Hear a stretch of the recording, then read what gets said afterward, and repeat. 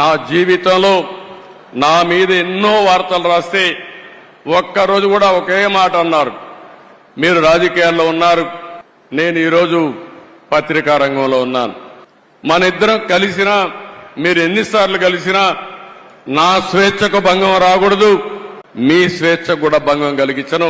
నేను మిమ్మల్ని ఏమి అడగను, నన్ను మీరేం అడగద్దని చెప్పి 40 సంవత్సరాలు నమ్మిన సిద్ధాంతం కోసం పనిచేసిన వ్యక్తి రామోజీరావు గారని చెప్పి కూడా నేను మీకు తెలియజేస్తున్నా. అలాంటి మహనీయుడు, రాష్ట్రం కోసం పాటుపడిన వ్యక్తి, విలువల కోసం ప్రతిరోజు పనిచేసిన వ్యక్తి. ఓసారి అనిపిస్తుంది అందరం కోరుకుంటే కూడా రాదేమో, కానీ ఆయన ఒకటే కోరుకున్నాడు, నేను పని చేస్తూ చనిపోవాలని ఆయన కోరిక. అదే చివరి రోజుల్లో జరిగిందని చెప్పి కూడా నేను మీకు తెలియజేస్తున్నా.